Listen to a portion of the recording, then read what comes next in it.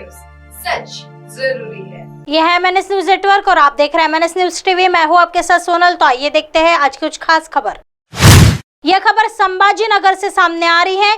2000 का नोट 30 सितंबर तक बैंक में जमा कराए। केंद्रीय वित्त राज्य मंत्री डॉक्टर भागवत कराड। RBI के जरिए एक सर्कुलर जारी किया गया था जिसमें कहा गया था कि 2000 रुपए के नोट बैंक में जमा किए जाए और 30 सितंबर आखिरी तारीख है।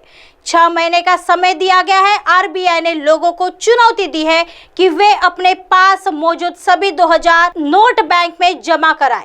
RBI कई बार यह फैसला ले चुका है और इस बार 6 महीने का समय दे सकता है। अब व्यापारियों से लेकर आम लोगों तक सभी को नागरिक सीख गए हैं और डिजिटल लेन देन कर सकते हैं और जिनके पास 2000 के नोट हैं उन्हें बैंक में जमा कर देना चाहिए, राज्य मंत्री डॉक्टर भागवत कराड ने कहा है। सर, जो निर्णय घेण्यात आलेला आहे त्यामागचं कारण काय, उद्देश काय आणि त्याचा परिणाम काय? आज RBI मार्फत एक सर्क्युलर जाहीर करण्यात आलं। त्यामध्ये करन्सीमध्ये ज्या 2000च्या नोटा आहेत तर त्या बँकेमध्ये जमा कराव्यात आणि 30 सप्टेंबर ही त्याला शेवटची तारीख दिलेली आहे।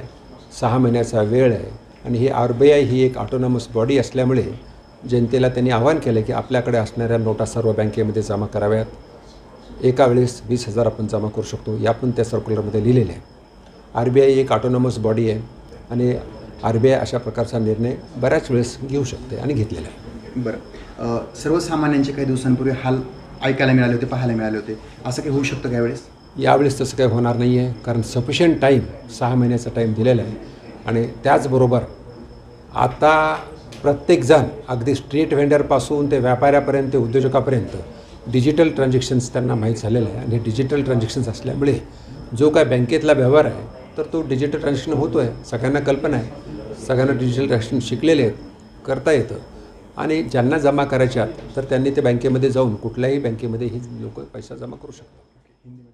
आइए बढ़ते हैं अगली खबर की तरफ। यह खबर संभाजी नगर से सामने आ रही है। आघाड़ी शब्द से और विधानसभावार है। यह देखा जाएगा जब सीटें आवंटित की जाती है तो यह कितना गलत होगा। अब्दुल सत्तार। गठबंधन शब्द से शब्द और विधानसभा व्यापी है।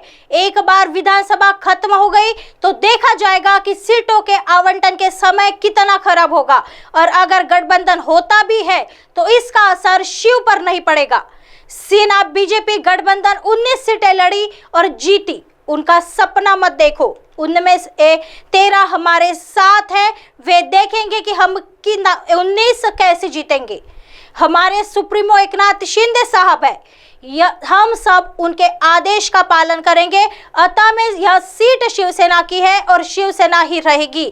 शिवसेना हमारी है, धनुष्यबाण हमारा चुनाव है। अधिकारियों ने घोषणा की है कि हम विधान सभा के अध्यक्ष कैबिनेट विस्तार पर निर्णय लेंगे और यह किया जाएगा। जल्दी से जल्दी हमें यह भी सिखाया जाता है कि महिलाओं का सम्मान किया जाना चाहिए। जब महाविकास आघाड़ी विफल होगी तो यह कितने महीनों, घंटों, मिनटों में होगी, इसकी कोई गारंटी नहीं है। मैंने तीनों पार्टियों को करीब से देखा है।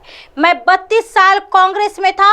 होगा यह नहीं कहा जा सकता है। कर्नाटक में उनकी जीत के कारण शिवसेना और एनसीपी कांग्रेस के सम्मान में बात करती रहती है। हमारी विपक्षी पार्टी वह नहीं कर रही है जो मूल्यांकन किया जाना चाहिए और कांग्रेस की तुलना में कर्नाटक में कांग्रेस जीत गई और मुट्ठी कब खुलेगी इसकी कोई गारंटी नहीं है। बोगस बीज प्राप्त हुए, उनके खिलाफ कार्रवाई की गई। विपक्षी दल के नेता इसका विरोध करना चाहते हैं। हमें शक्ति और सच्चाई के अनुसार कार्य करना होगा। खरीफ सीजन को लेकर 24 तारीख को मुख्यमंत्री की अध्यक्षता में बैठक होगी। सभी पालक मंत्रियों ने अपने जिले में बैठक की है। अंबादास दानवे से जो भूमिकाएं बोलते हैं उन्हें केवल उतना ही बोलना सिखाया जाता है जितना उन्हें सिखाया जाता है। अंबादास दानवे से बोलते हैं उसे बहुत अधिक महत्व देने की आवश्यकता नहीं है। एक बहन को मारना और दुर्भाग्यपूर्ण भाषा में बोलना गलत है। पार्टी के सिंबल को नाम क्यों दिया जा रहा है, इससे पार्टी में अशांति पैदा हो गई है। सुषमा अंधारे ताई से अच्छी बात करती है, लेकिन अब वे मुझे मार रहे हैं। जिला प्रमुख कैसे कहते हैं कि मैंने अंबादास दानवे साहब की तरह जिला प्रमुख से एक नहीं बल्कि 2 अनुमान लगाए हैं। अगर ऐसी दुर्भाग्यपूर्ण घटना होती है तो क्या कहा जा सकता है? किसी भी पार्टी की बहन का सम्मान होना चाहिए। सरकार ने 2000 के नोट को बंद करने या सरकार को इकट्ठा करने का फैसला किया है। मैं 2000 के नोट के पीछे की पृष्ठभूमि नहीं जानता, अतः मैं सरकार द्वारा लिए गए निर्णय का कार्यान्वयन शुरू होगा। पहले सरकार ने निर्णय लिया, कुछ दमनकारी स्थितियां थी, अब कोई दमनकारी स्थितियां नहीं है, पैसा है, जमा करना है और जमा करने के बाद बदलवाना है। इसके पीछे क्या नियम है मैं अभी कुछ नहीं कह सकता। आपके माध्यम से मुझे अभी जानकारी मिल रही है कि 2000 का नोट बंद कर दिया गया है। यह पहली बार नहीं है। अगर देश को बहुत ज्यादा मिला तो शहर की कीमत प्रभावित होगी। किसानों को कितना नुकसान हुआ है इस पर ध्यान दिया जाएगा। किसान जो कहता है वह सच है, कार्रवाई होनी चाहिए। अतः में प्याज हो, टमाटर हो या अंगूर, कुछ जगह नुकसान हुआ है, बड़ा नुकसान हुआ है। मुख्यमंत्री से चर्चा कर लेते हैं अंतिम फैसला। महाराष्ट्र की कोई संस्कृति नहीं है, यह हमारा राज्य है। ऐसी घटना छत्रपति शिवराय बाबासाहेब आंबेडकर की पवित्र भूमि में घटी। काय करणार, काय कारवाई करणार की त्यांचा पक्षाचा मामला आणि महिला ह्या भगिनी ज्या असतात त्या देशभर राज्यभरमध्ये आम्हालाही अनेक वेळेस शिकवतात, त्यांचा सन्मान करायला पाहिजे आणि हा सन्मान करण्याची कोणती पद्धत शिवसेनेची मला माहीत नाही। तुम्हाला तरी खरं वाटतं का की महाविकास आघाडी कधीतरी ती कधी बिघाडी होईल, किती वाजेला होईल, किती मिनिटामध्ये, किती घंट्यामध्ये, त्याची काही गॅरंटी आहे का? तिघही पक्षाला मी फार जवळून पाहिलेलं आहे। मी काँग्रेसमध्ये गेले 32 वर्ष होतो, राष्ट्रवादी आमचा मित्र पक्ष होता आणि शिवसेनेमध्येही 2.5 वर्ष राहिलं। म्हणजे तिन्हीची मध्ये किती समन्वय असेल याची कोणतीही गॅरंटी नाही। फक्त कर्नाटकमध्ये त्यांचा विजय झाला काँग्रेसचा म्हणून काँग्रेसला जे गृहीत धरत नव्हते ते आता कमीत कमी काँग्रेसला विचारू लागले, काँग्रेसचे सन्मानाने बोलू लागले। म्हणजे पहिले असं वाटत होतं की शिवसेना आणि राष्ट्रवादी हेच विरोधी पक्ष आहे, बाकी काँग्रेसची ज्या पद्धतीने मूल्यमापन आणि तुलना करायला पाहिजे ते करत नव्हते। ते आता काँग्रेस कर्नाटकमध्ये जिंकली म्हणून मला असं वाटतंय की त्यांना आता महाविकास आघाडीचे ते बंद झालेले काहीतरी कार्यक्रम होते त्यांचे पुन्हा सुरू होणार आहे। वज्रमूठ का काहीतरी होते बा, असं काहीतरी बोलत वज्रमूठ सभा, तर ती आता परत चालू होऊ लागली। आता वज्र कधी होईल, मूठ कधी उघडेल आणि कुठं बेमूठ होऊन जाईल याची काही गॅरंटी नाही। हिंदी में आइए बढ़ते हैं अगली खबर की तरफ। यह खबर अकोला से सामने आ रही है।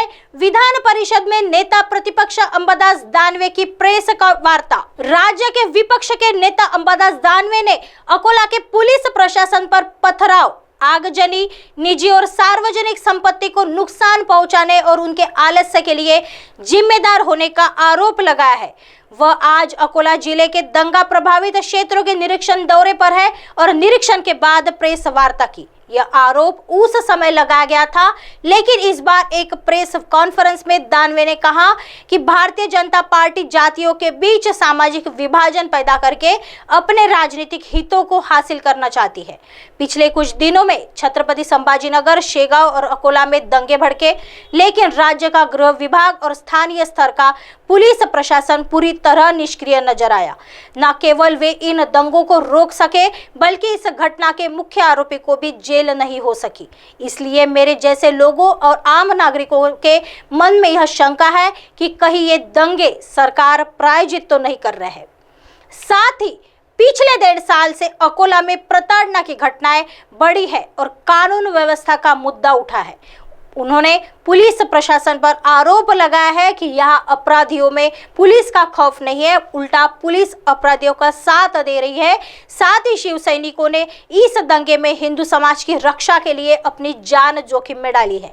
स्थानीय शिवसेना पदाधिकारियों ने दंगों के दौरान इस तरह से स्थिति को संभाला, वह इससे स्पष्ट है। उन्होंने इस वक्त कहा है कि यहाँ के स्थानीय शिवसेना पार्षद अपनी जान की परवाह किए बगैर खुद सड़कों पर उतरे, लोगों की सुरक्षा के लिए उतर आए। उन्होंने दंगों में मारे गए विलास गायकवाड़ के परिवार के बारे में जानकारी ली। दानवे ने कहा कि स्थानीय विधायक नितिन देशमुख और शिवसेना पार्टी के परिवार की जिम्मेदारी ली है और लड़की की शादी में मदद करने का वादा किया है। इस बीच अंबादास दानवे आज अकोला जिले के दौरे पर है और उन्होंने 13 मई की रात को दंगा प्रभावित क्षेत्र का निरीक्षण किया। इस अवसर पर उन्होंने दंगों में मारे गए विलास गायकवाड़ के परिवार से शोक संवेदना व्यक्त की। साथ ही जिस इलाके में दंगे हुए वहां का निरीक्षण कर वहां के निवासियों की निजी संपत्ति और सरकारी संपत्ति को हुए नुकसान की जानकारी ली। इसके अलावा उन्होंने जिला कलेक्टर नीमा अरोड़ा और जिला अधीक्षक संदीप घुगे के साथ जिले की कानून व्यवस्था के मुद्दे पर चर्चा बैठक भी की। राज्य के गृह मंत्री और जिला पालक मंत्री देवेंद्र फडणवीस को भी दंगों से हुए नुकसान की जानकारी दी गई और जल्द से जल्द मुआवजा देने की मांग की है। संबंधित आहेत असं इनपुट्स आहे डिपार्टमेंटकडे, तर त्यांच्याबद्दल तुम्ही चर्चा केली का आणि अशा लोकांबद्दल काही कारवाई होणार आहे का? मग अशी झालेली चर्चा फार सगळ्यांना सांगू नये, तुम्हाला एकट्याला सांगायला अशी सगळ्यांसमोर थोडी चर्चा सांगायची। विरोधी पक्षनेते म्हणून आपली जबाबदारी आहे, आपण ती भूमिका पार पाडणार का? बिलकुल पाडणार। मग विरोधी पक्ष नेता म्हणून ती जबाबदारी नाही तर आमचे लोक तर सक्षम आहे नाही त्याला काय, पण विरोधी पक्ष नेता म्हणून मी जातीय जबाबदारीसाठीच इथं आलो। आणि ही जबाबदारी पण आहे, पण जेव्हा खारपान पट्ट्यासाठी जेव्हा ऐसे ही दिन भर की तमाम बड़ी खबरों से आपको रूबरू कराएंगे। तब तक बने रहिए MNS न्यूज के साथ। नमस्कार।